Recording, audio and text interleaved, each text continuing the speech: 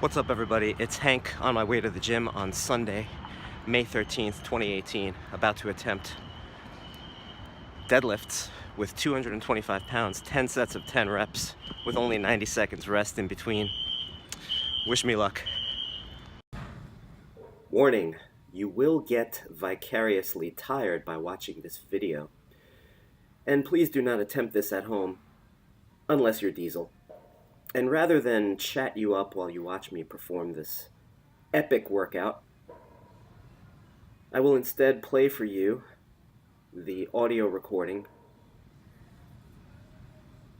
Accidentally wrote squats instead of deadlifts. The audio recording from the National UFO Reporting Center in Washington State, USA, nuforc.org, NUFORC.org.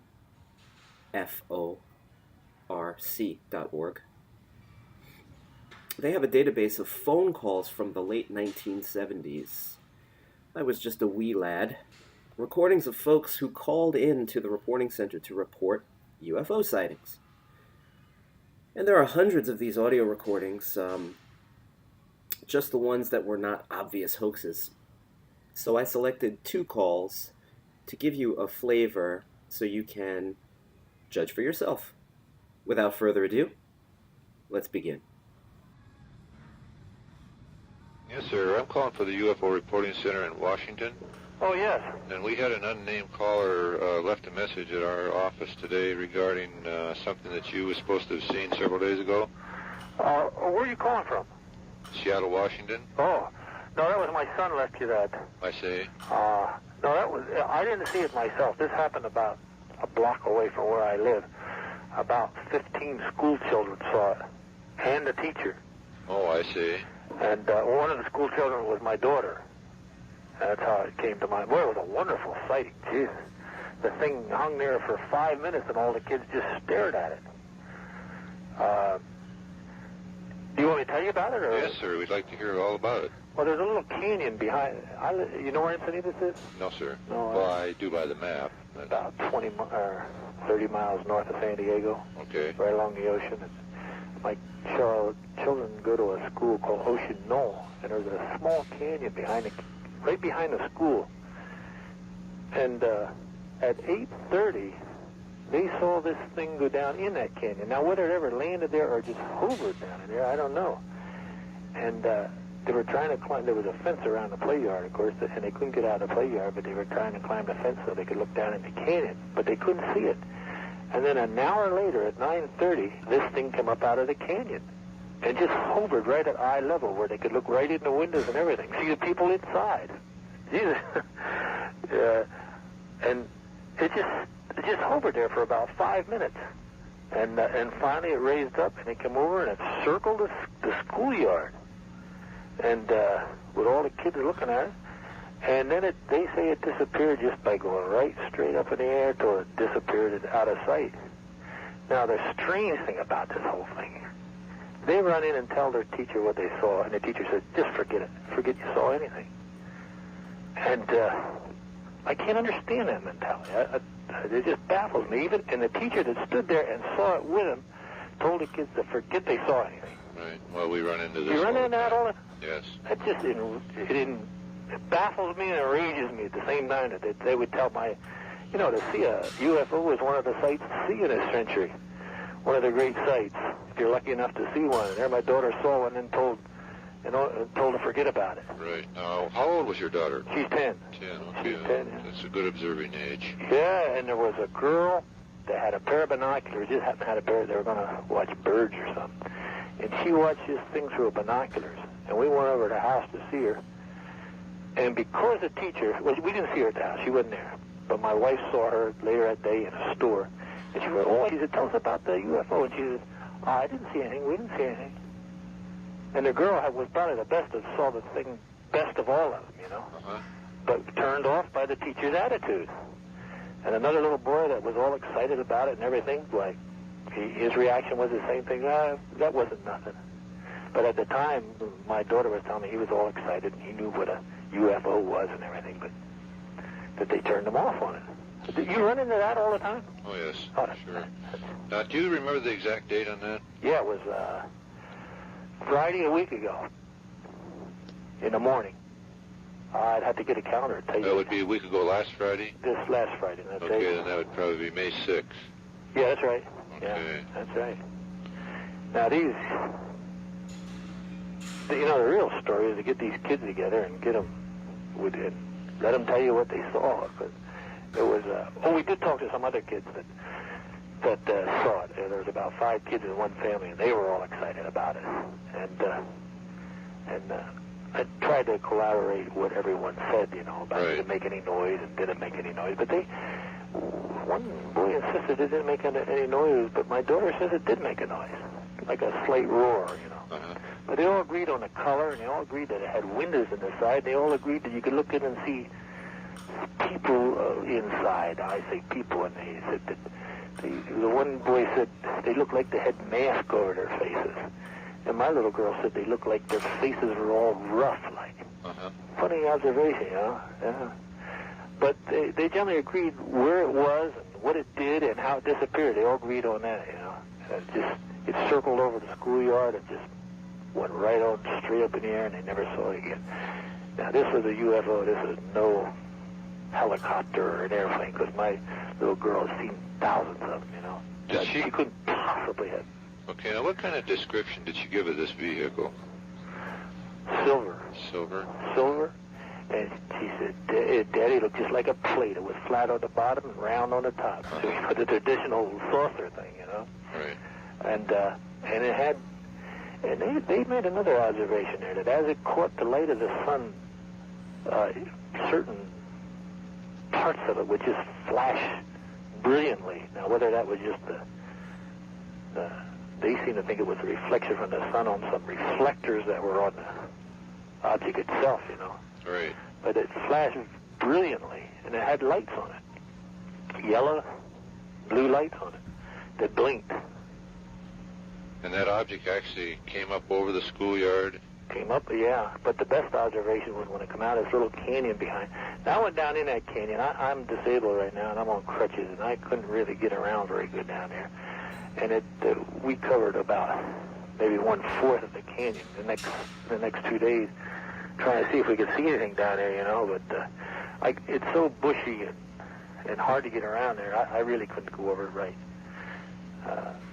It'd take able-bodied, 2 or 3 able-bodied men could go over that in an hour. Right. Probably. Yeah. Right.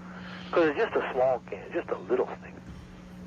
Okay. Did your daughter make any drawings or sketches? Yeah, she did make me a little drawing, yeah. I asked her to draw me, and we had her, I guess she still got it, I don't know, it was around here. What was her first name? Her first name is... Okay. And how many witnesses or kids do you think there were? I think there was at least 15 kids. And the teacher? And the teacher, I know her name, but I've forgotten it right now. Okay. Anyway. But I called the San Diego paper. They had no interest in it at all. I called Channel 8, which is the local TV, and they had no interest in it at all. I thought society, I was disappointed. I thought society was more sophisticated at this time on that sort of thing.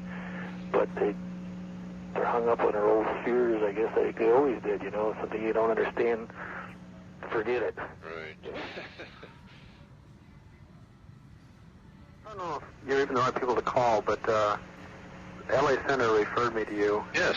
And you work for the Air Force? No, sir. It's a private scientific organization. Does the information help anybody? Yes. Because nobody else seems to care what I saw. So Yes, it all goes into various research programs in this field. Oh, okay. Well, I'm a pilot for IBM. Yes. And we're at flight level 450. And about 20 minutes ago. Uh-huh. And we were coming from Hawaii. And we were about 100 and... right when I saw this guy, I took note of where we were about 150 miles off the Santa Barbara, off the Santa Barbara 195 radial. Okay. And it's about 450, and this target comes up, right next to the wing, and he was getting closer and closer. And I said to LA Center, I said, what's the distance and the speed of that target? And they said, there's no target. And I said, well, there is. And they said, no, there isn't. So I just let it go. I just thought that, either it was an Air Force guy or something that wasn't on a flight plan or a primary target without a transponder. Are you a pilot? No, sir. But you know what I'm talking about, don't you? Yes. Okay. And it got closer, and it was not an airplane. I can guarantee you it was not an airplane. And hovered right at our airspeed right next to us for about, well, not next to us, I'd say 1,000 feet away, but the same altitude, for about 8 or 9 minutes, and then took off at the same altitude, about triple our speed. He was a speck in about less than 10 seconds. We couldn't see him. The visibility was perfect today. And then he was sort of a speck and stayed in front of us, and we waited there, and we caught up with him, and then he kept with us again for another 2 or 3 minutes, and then just climbed almost straight up, and no thrust, no wings, no visible, no direction to control it from. It just operate. No jet engines, no propellers. Okay, what was the defined shape? It's a saucer about 80 feet in diameter, and had floodlights on it, recessed floodlights that weren't turned on, but you could see the lenses. They were green, yellow, and red. And Were those around the perimeter? around the perimeter, yeah. Okay. And it didn't rotate. It just, it stayed stationary. But you could see there were lights. I mean, it looked like lights. And no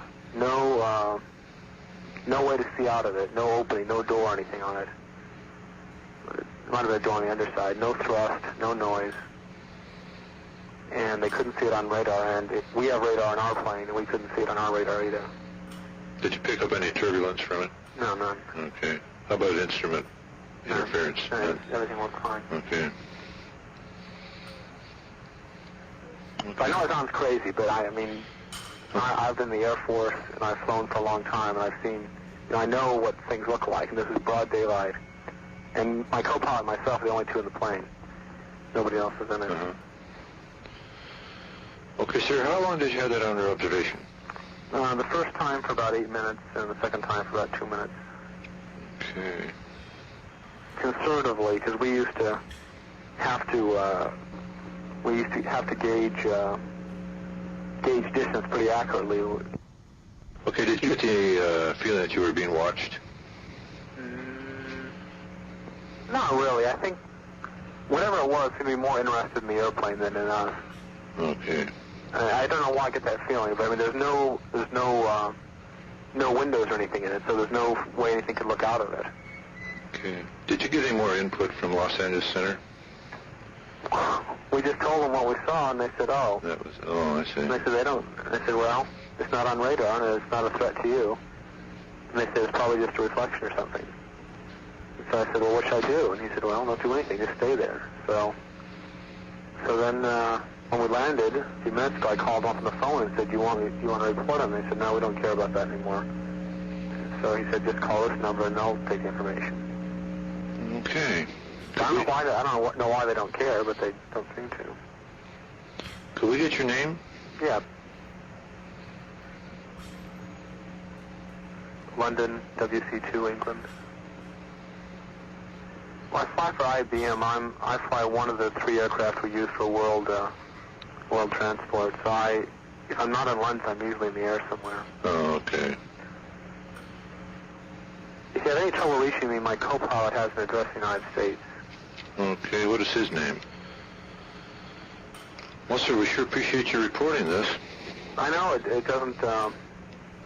It's only his and my word, but. Oh, no problem, because the majority of these UFO reports all come from single witnesses anyway. Oh.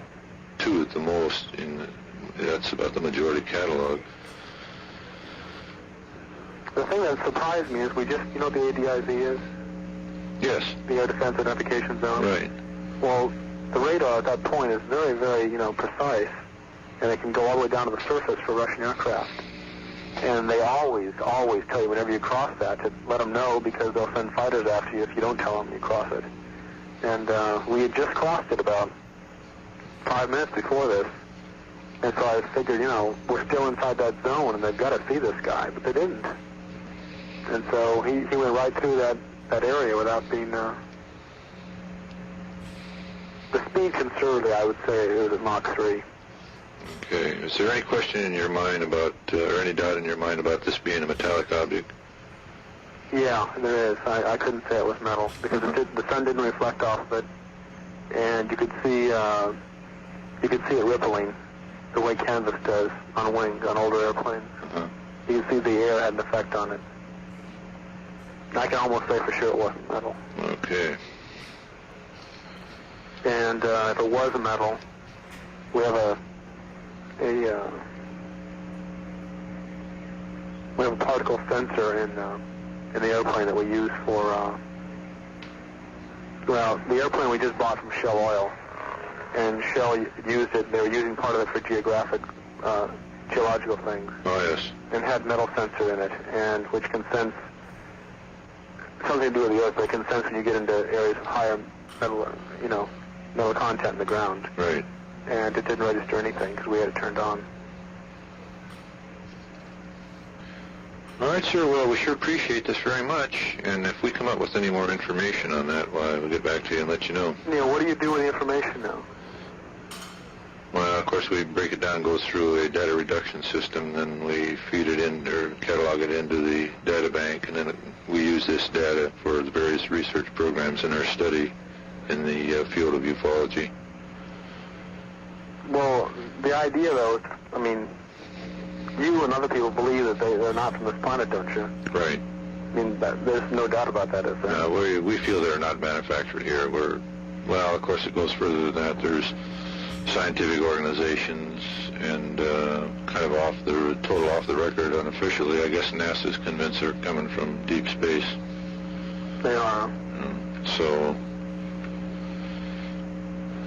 it's still a very controversial subject, but we've been in this study for 22 years, and we feel that they're coming from space. Yeah, well, this thing is very, very maneuverable. It moved sideways once, very rapidly, and I think it sort of had the power without too much trouble at all, just pushing us out of the sky. I sort of got that impression. It seemed like if it could move laterally, if it wanted to, it could have just sliced the ship in two with no trouble at all. Was that movement toward you? Yeah, it was. It moved laterally, I'd say about 100 feet, and stopped, moved laterally back. But it was instant, as long as it takes to blink your eye. Right. And the acceleration was not, because I used to chase MiGs during the war, which are the MiG-25 is fairly powerful, and when they gave it full thrust and full afterburner, it was fast, but there was that momentary delay what it takes for the power for the output to have an effect, Right. Well, this didn't have there's no hesitation. It just went from our speed, which is about Mach 9.4 to about triple that. Instantly, no hesitation, no noise, no interference, no thrust. Stopped without slowing down. No, it sped up without. Oh yeah, then when we caught up with it, he was just sort of waiting there. I think he might have been hovering there because we caught up to him pretty easily. I don't know why he went ahead and stopped. No, that fits the pattern of other reports. And he stayed on the left side, on the pilot side, my side, the whole time. He never crossed to the other side. Which another thing that sort of surprised me. I wonder if they know that the pilot command sits on the left side. Well, I think so, because they pull the same trick when we have what we call close encounters involving vehicles on the roadway. And the majority of the times they'll always come in on the driver's side. Yeah. But I had the feeling, I had a feeling of weakness there. I had a feeling that it would have been very easy for them just to, have some sort of energy to push us out of the sky. You sort of get those feelings, I think you're right. Yeah. So, anyway, I thought I'd tell you, so you can know. And there was a United jet 4,000 feet above us during part of this, and they didn't see it at all. We asked them, they were looking for it, and they didn't see it. So. All right, sir. Well, we thank you again. Okay, fine. Bye.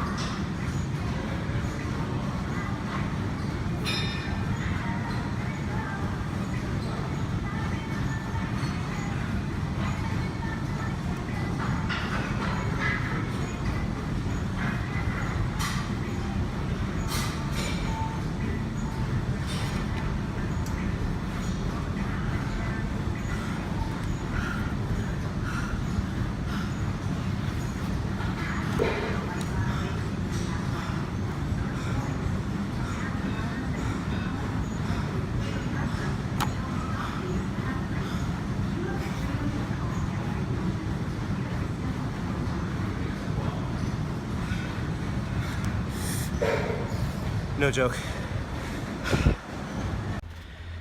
Craig, I did it, bro. 10 sets of 10 reps. Deadlift 225. Woo! That is high intensity interval training.